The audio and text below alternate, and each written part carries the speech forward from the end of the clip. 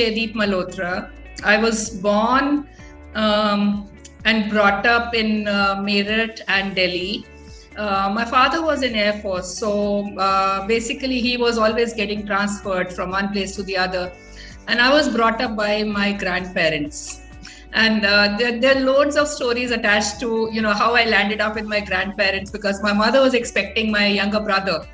And my grandmother was like a very strong lady. And she saw that, my mother's not able to take care of me as well as she should have liked to. So she just packed my bags one day. We were in Delhi and she brought me to Meerut.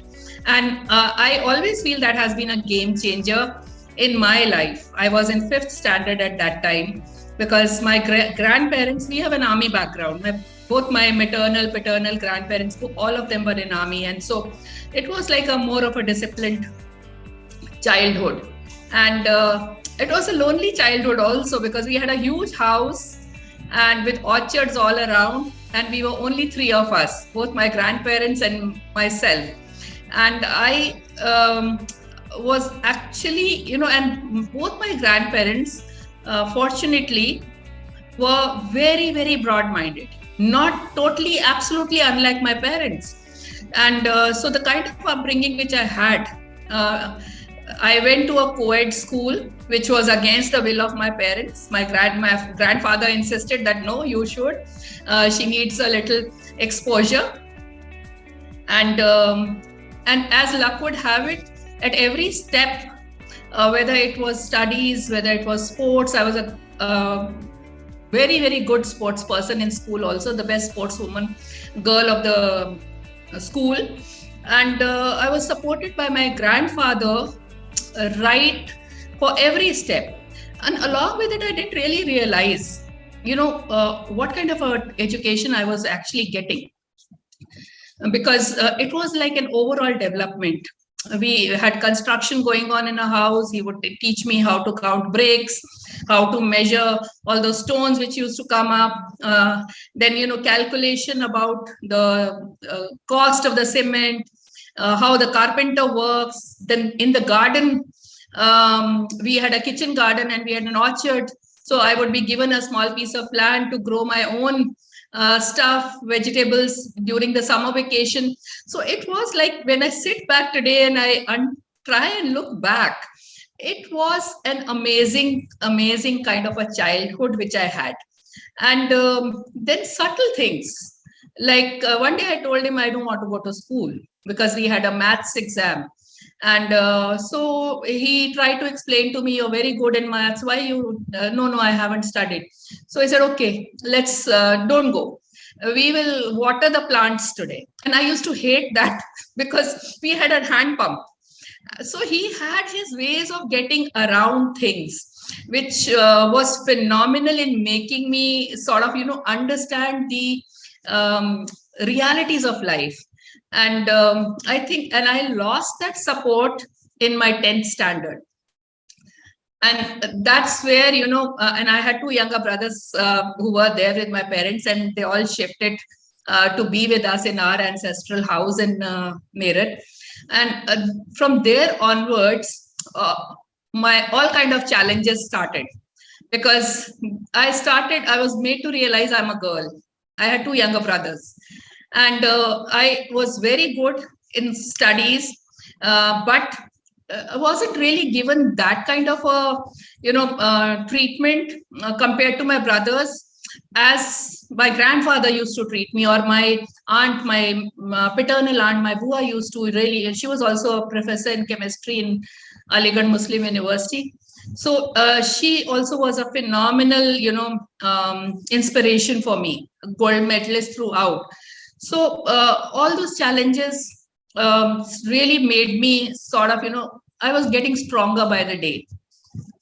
And I made up my mind that I'm not going to stay here and, do the rest of my studies. I'm going to move on to a hostel. And then the next challenge comes, that if you have to, do medicine, which I had already made up my mind, then you're going to get only 100 rupees to fill the forms. And if you get selected, it's fine. If you don't, then we'll get you married off. Now, imagine like a huge axe on my head that I have to, and I could only fill 3 forms. And plus, there was, I mean, things were made so difficult.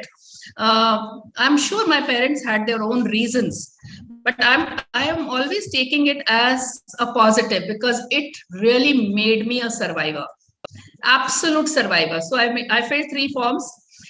We had a tenant who was, whose sister was appearing for CPMT exam, and I was in 11th. I studied all through the night with her, and my exam was going to be next year, but I was already prepared with no coaching and with lots of coaching. So that started, and I got selected at 2 places out of the 3 forms which I filled. So I chose Aligarh Muslim University because though my aunt was not there, she had moved on to England, but there was a connect in my mind. So, and she had some friends there, which I thought will be a support to me. And so we moved on to the medical college.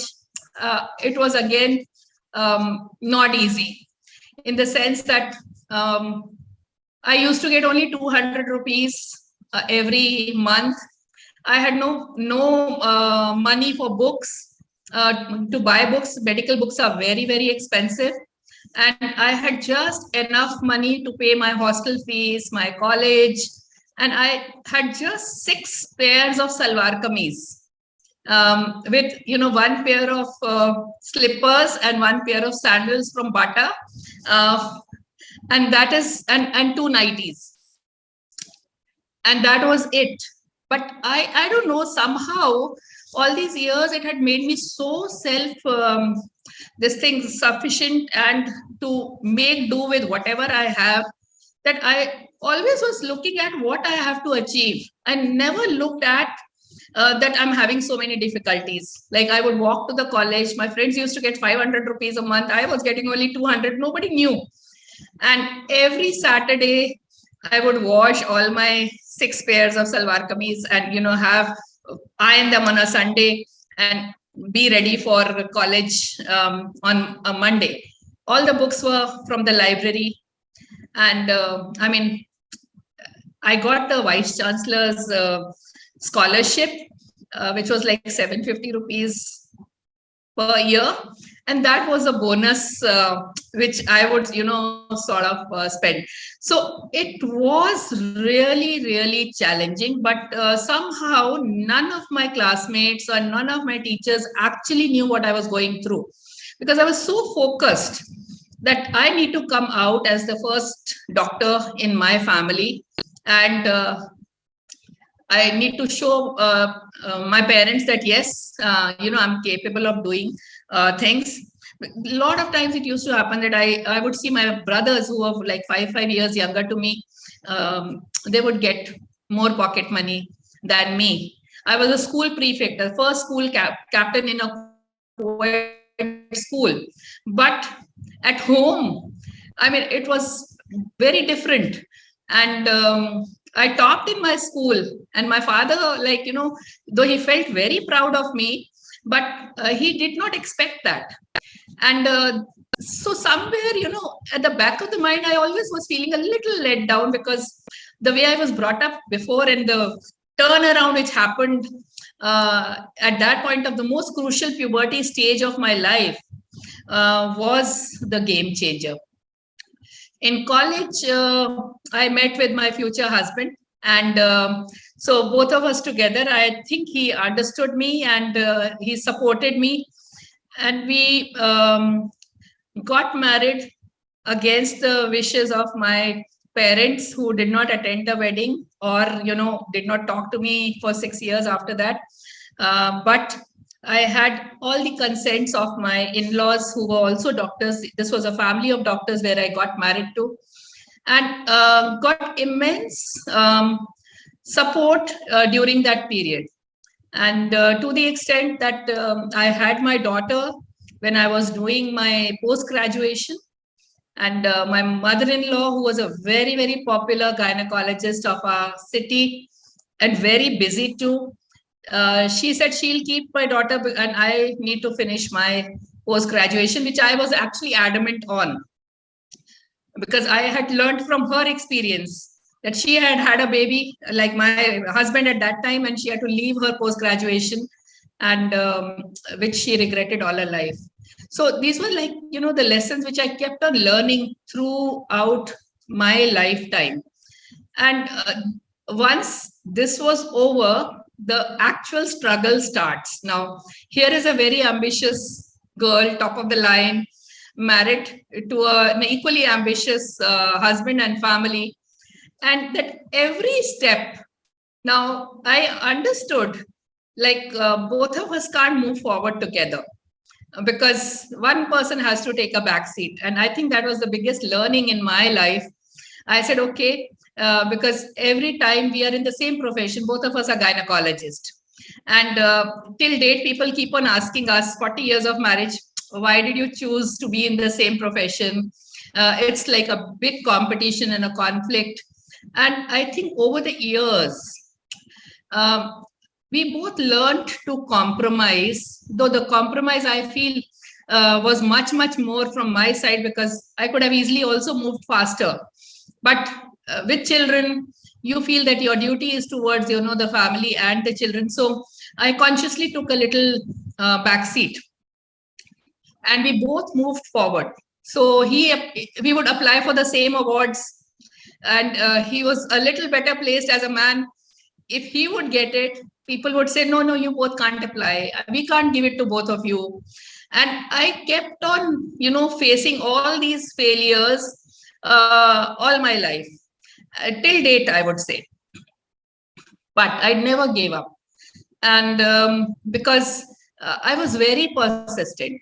And it so happened that, and the best and the worst part is that I kept on working. Because that was my biggest solace. We had a very good obstetric practice, and I kept on upgrading. So one failure, like I would give one example, that we both applied for one Asia Oceania award. So he got it once, same CV, same credentials, everything. And then the organizer said that we'll give you next time, which comes after 3 years. And then after 3 years, I applied again. No, no, last time your husband got it. So you're not going to get it this time, next year. And as luck would have it, after the 3 years, they changed the criteria of under 40 to under 35. And I had just turned 35. And I was so upset and I was so taken aback. We were supposed to go to Bali for this conference where this, award was to be given.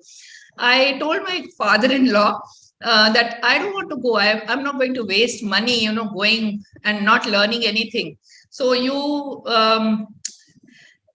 give me whatever is due to me, what I would have spent on this trip, and I'll go and learn endoscopy or laparoscopy, which we call. And I think that was the game changer in my life again, the next one.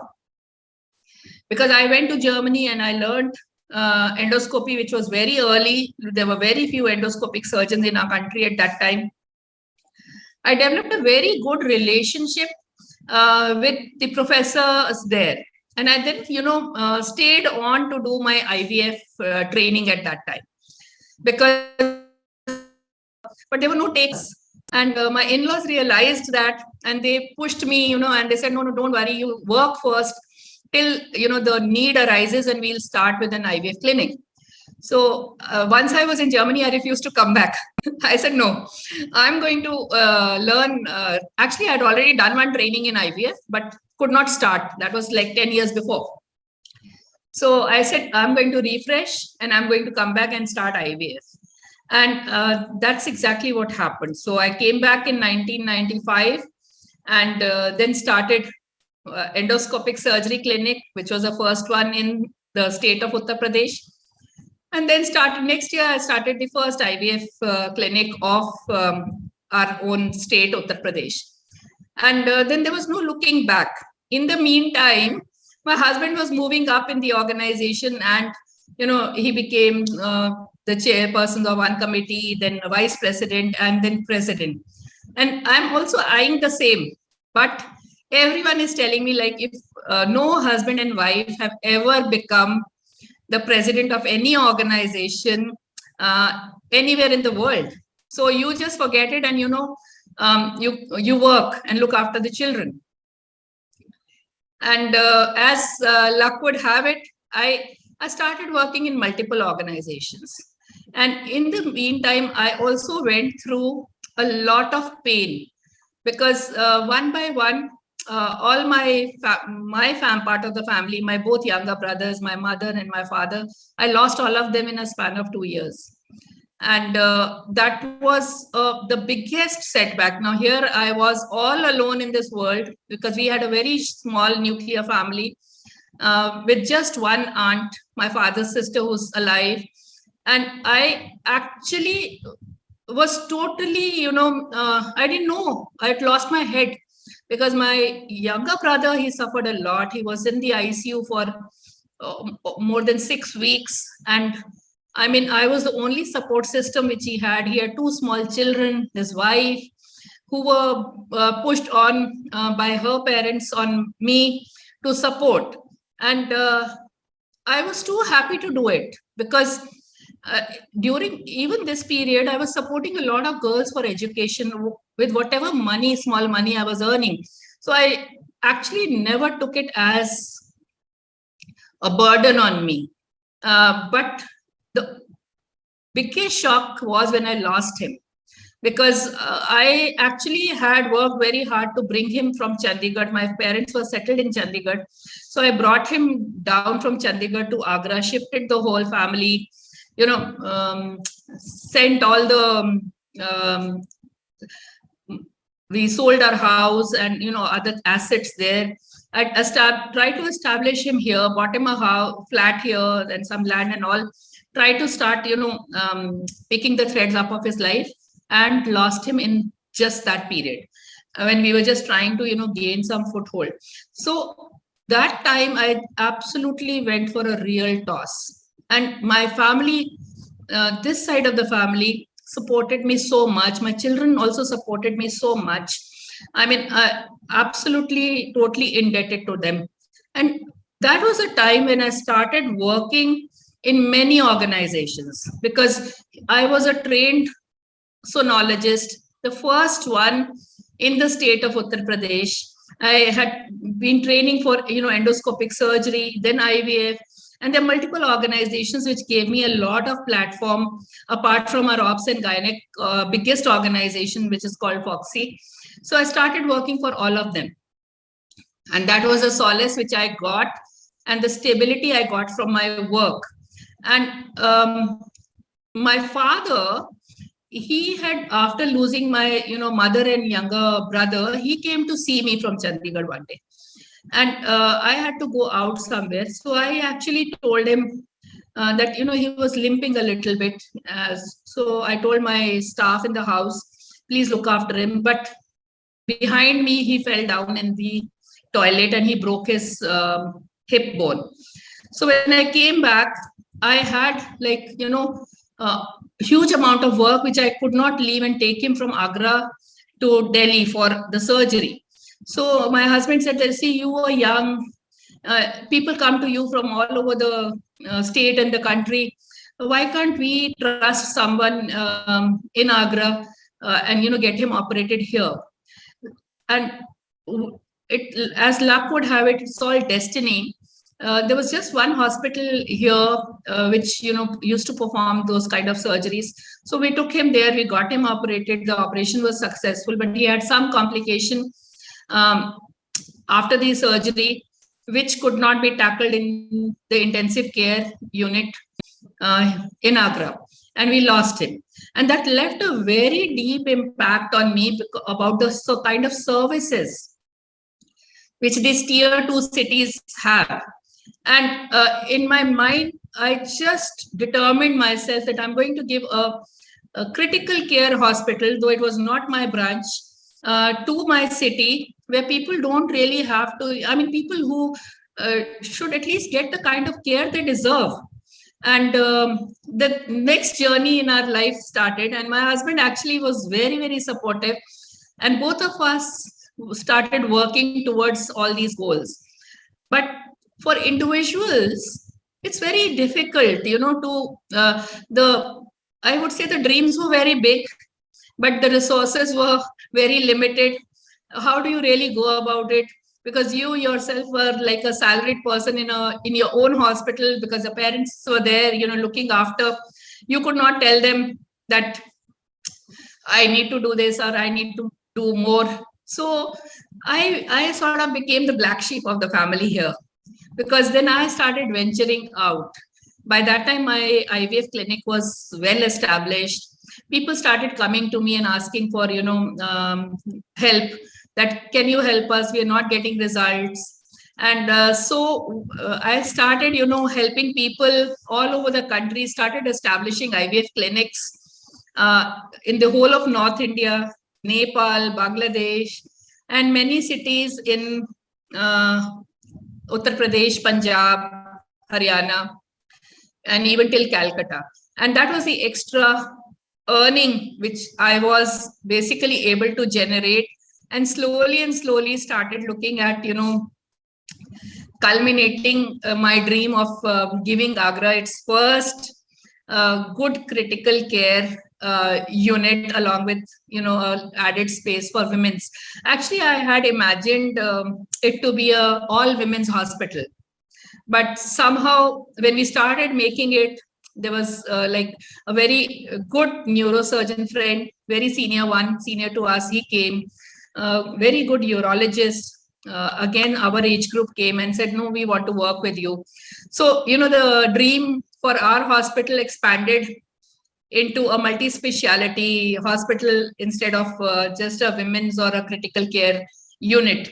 And I'm very proud to say that, yes, today that has been one of the biggest things which we started, which is only run by doctors and not by, technicians, which a lot of these tier 2, tier 3 cities have these problems, where the support staff is not trained, and the kind of critical care which is required is not actually accessible to people. And along with that, IVF was definitely flourishing. But this was very holistic hospital, and is a holistic hospital, because we have a lot of other ancillary things which are going on in the background. Like, you have a Rain Basera, where critically care, patients need to stay for long in the hospitals, and their attendants have no place. They're all, strewn all over the hospitals. They don't know. It's not like metros where, moneyed people come, they have money, they can stay in the hotels or something like that. So we made a free Rain Basera for all these attendants, where they could just, relax and, pray. They'll get some food and all those things. So all these things which probably I tried to do were with that holistic approach. And parallelly, the work on the organizations was going on. So I actually went and I attended for one of the meetings in Indian Menopause Society, where, they were making some guidelines on how to treat women in that age group. And I was young at that time, and when I was coming back, driving back from Delhi, and I was thinking, and that has been my most productive time, that 4 hours of drive from Agra to Delhi, and from Delhi to Agra, because I'm free in the car and my thoughts are with me, and I would, sort of put my thoughts together on what I have to do in my life. And so I was just thinking, I said, I learned so many things on how to manage people, women in this age group, but how is it going to translate to the women who actually deserve this care? So I came back home and I started a club called Club 35 Plus, because it was very well thought of, because by 35, I was also around that age group. By 35, you have your family complete in Indian scenario. Children are grown up, husband is settled, and you are at the brink, at the edge, where, perimenopause and menopausal symptoms and the problems are going to set in. And you have time for yourself, where you can prepare for all these times to come. So we started educating women in Agra, making them aware about menopause. Very nice thematic, events we would hold and screening programs and all, it became so popular that our Indian Menopause Society actually adopted this club as their public awareness space. And even the British Menopause Society invited me over to give a concept launch, because they're also now thinking that they might, use it as for education of their public, because menopause is one age which is really, not really looked after. We don't have dedicated menopause clinics or medicine. Doctors are also not aware of, and the hormones which we give in this age group, people are very wary of that. So it's been a constant struggle, but today we have 50, more than 50 Club 35 plus in our country. Now, I kept on climbing the stairs in all these organizations, and became the president of the Indian Menopause Society and Asia Pacific Society of Initiative in Reproduction. And you know what I felt? That always I felt that angels are walking with me whenever I had some trouble. And I applied in our Indian Society for Assisted Reproduction for the lowest post. And I mean, I was one of the very senior IVF specialists in the country, but the politics is everywhere. So as luck would have it, my application, as they said, did not reach on time. So I was sort of debarred.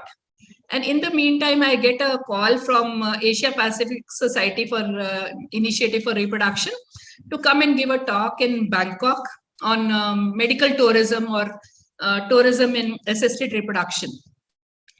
So both of us, me and my husband, we are very travel freaks. So we've traveled all over the world. And we said, okay, we'll go. Now, when we were supposed to go, at that time, that red shirt agitation was there in Bangkok. So they shifted the conference from Bangkok to Pattaya. And 700 people were going from India. All of them dropped out. Only 30 brave ones went. And I and my husband happened to be the two of them. So when we reached there, this organization is an organization for 20 countries in the Asia Pacific region, like, from Japan, Australia, New Zealand to India, Pakistan, all these 20 countries. And they picked me up as a member of board after my presentation in the general body. And from the board, they would, then elect all the other office bearers. So I worked on the board for 2 years in this organization. And the next conference was in Japan. And when we went to Japan, the then president, he took me to a corner and he said, I want to discuss something with you. And I said, okay. Said, we are going to nominate you as the president of our next president of our organization. And I was taken aback. Here, I was struggling to get to the lowest post in my own country after, contributing so much. And here, the whole world is recognizing me. And I was very naive. I said, no, don't, why president? You make me the treasurer. Let me work in the organization. Let me see, how things function in the world. But their constitution was different. So anyway, they said, you can stay on the board only for 4 years. So this is how it goes. When you accept it, you move forward. Otherwise, we'll have to think about someone. And I can't think of somebody else. Now, that was like a huge, huge jump and a leap I think I expected in my life. And then, in that organization, as the president, I contributed a lot of things like minimum standard care for IVF and many things, which, in standardizing practices, helping the developing world with the help of the developed world and so on. But challenges of being a woman were always there.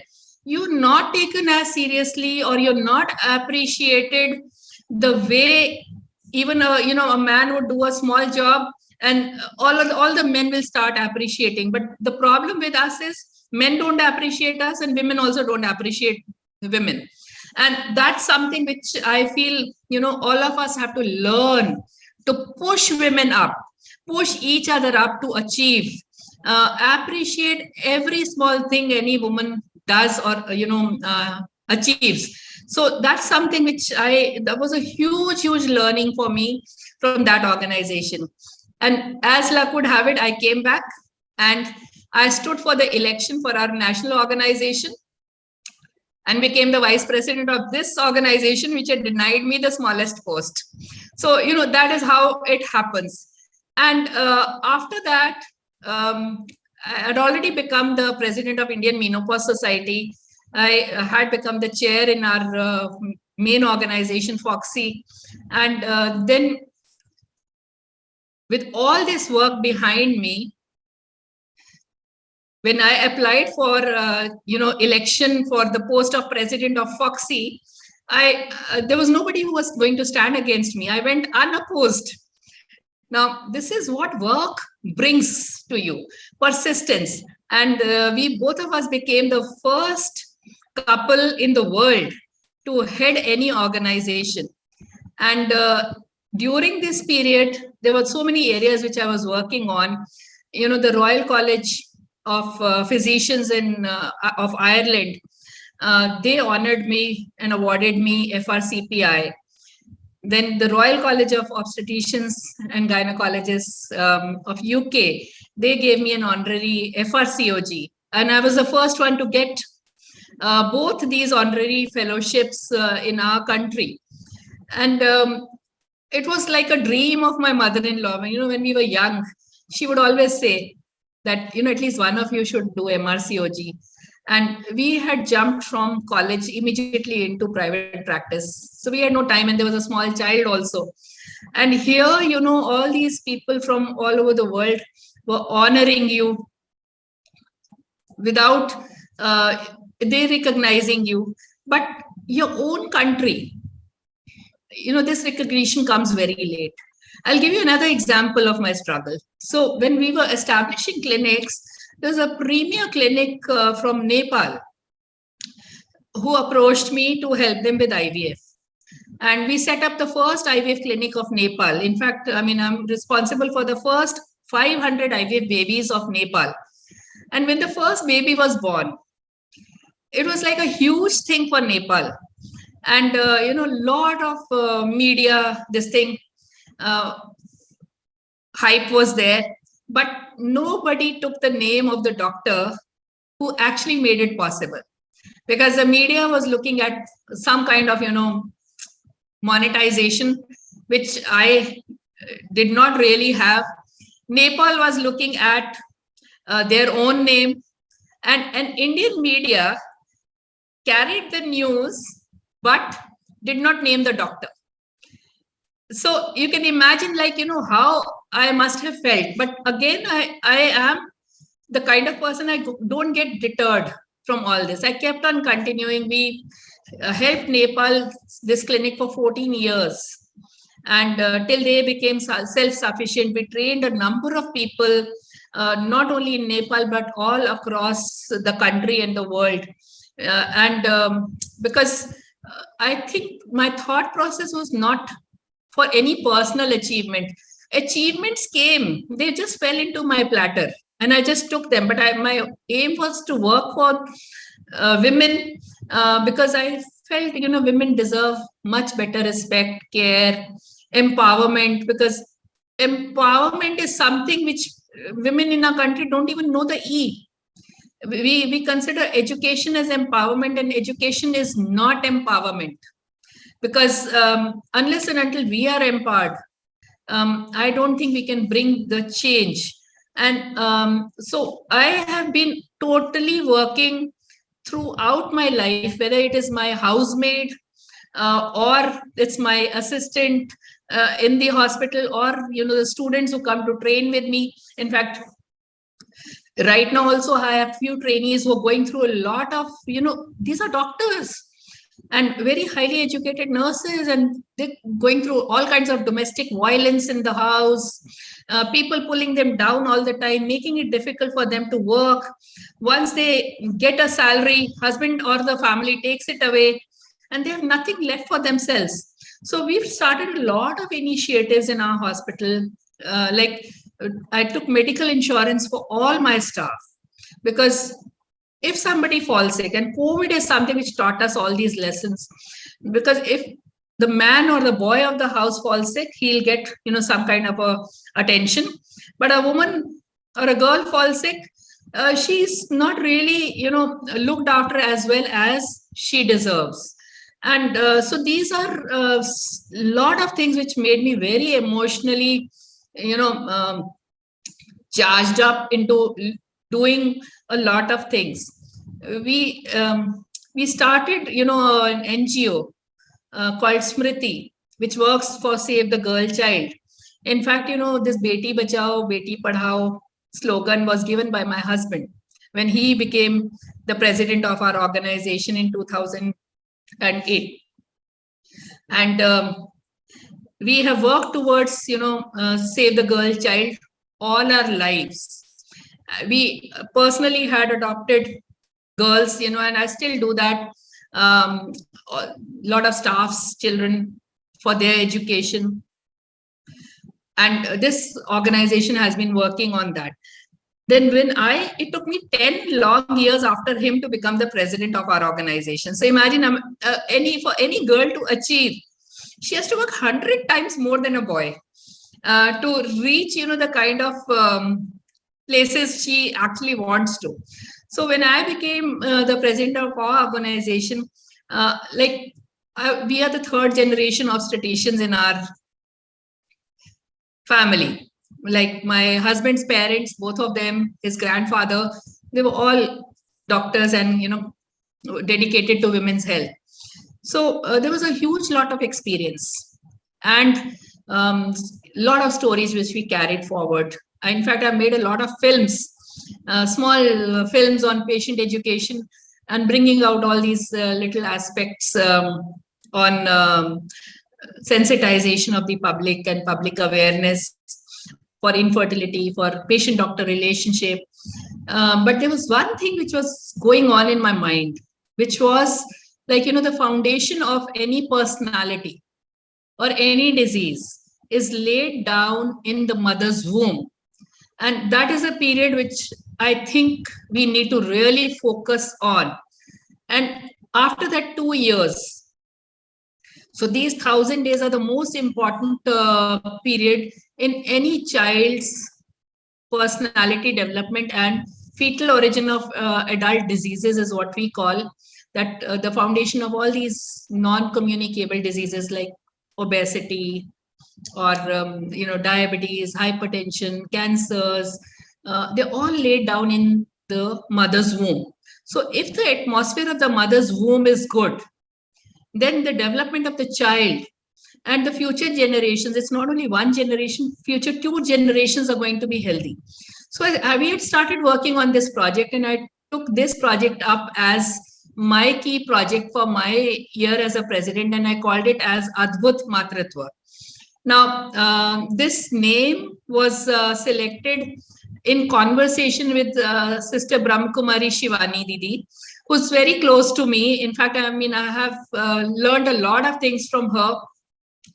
So we both sat down and we had a huge conversation on how to sort of, make people have a very holistic approach towards women, towards pregnancy, towards bringing up children, towards doctors having a respectful approach towards their patients. Because if you have heard, there are lots of stories, this White Ribbon Alliance and all this, they keep on writing so many things that the nurses, the doctors, the patient's experience in the hospitals is not as respectful as it should be.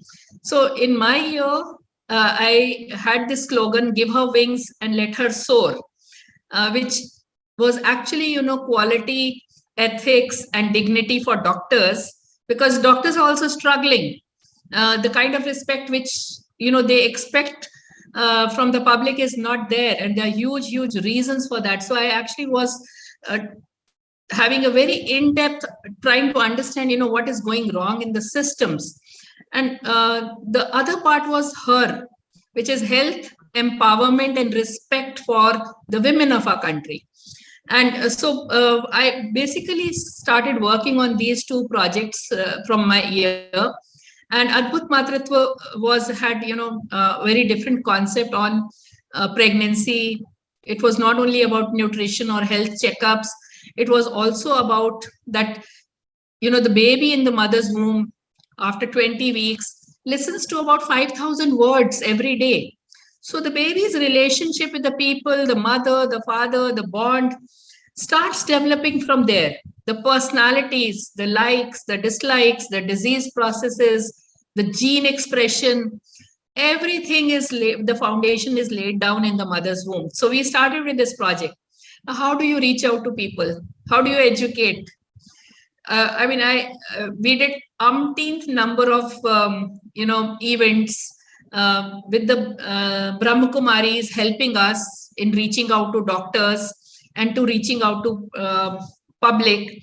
So we did very big events, but it's only 1 year as a president.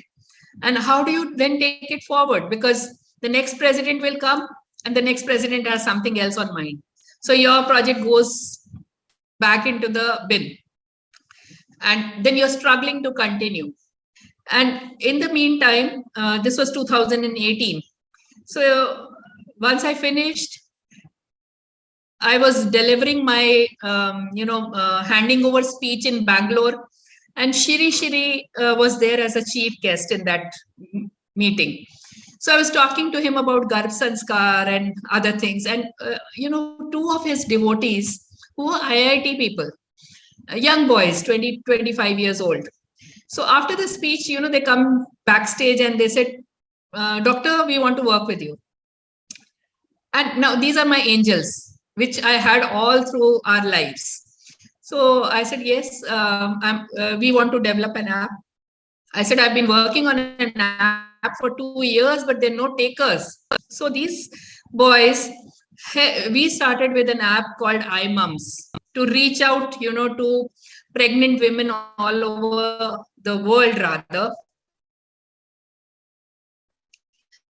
And we developed this app in 6 months because all this sort of homework in 2019. And we won the Pradhan Mantri's Atmanirbhar App Challenge.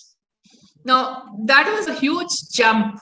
And the money, we got 15 lakhs, which was like a big money for, to keep us moving. We had no money to build the app. So we were just struggling. Everyone worked without salaries. And we put our thoughts, and especially I give the credit to two of these young boys, both IIT techies, on developing the app on the thought process which I had in my mind. And today, this app has 600,000 women logged on. We are like on our Series 3 funding. We're going to go global very soon. And I hope to reach out to many people as much as possible. And along with this, I think God always has something, planned. So by the time I finished all these, I headed 6 organizations in the world. I'm the only woman in the world, I would say, which has headed 6 national and international organizations. I headed the South Asian Federation of Menopause Societies. I'm still editing 2 journals for the Asia.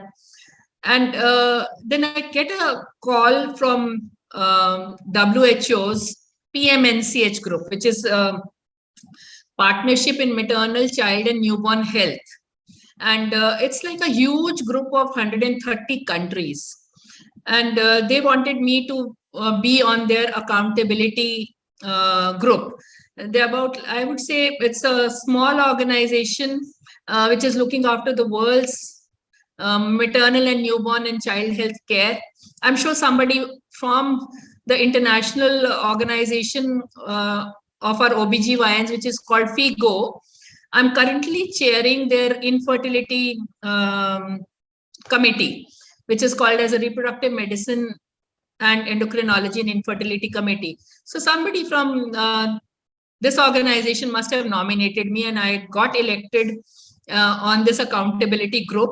And I'm trying now to contribute to the world on respectful maternal care and what women deserve, how we should be programming our things and thoughts on getting what women deserve, because all of us are on the same page that every woman deserves the kind of care which you and I deserve. And that has been the thought process of my life. And I have been working on towards it right from my childhood, I would say. I have always been like this, and I feel that my energy is coming from. It's more of a challenged energy. I would say there are times when I also have my bad moments, but my energy comes from whenever I see something wrong happening somewhere, or if somebody is not able to do what it immediately charges me up to go and help people. And another very important aspect, the support, because a lot of times people in the house, like I felt my father and my mother with no this thing, because I felt that their thoughts were not as broad as my grandparents. But when I got married into this family, I made a bond with them, in the sense that they understood that there are certain things which I'm very, very emotional and charged up about, and nothing is going to stop me from doing that or achieving that. And they realized that, and the moment they realized that, they supported me.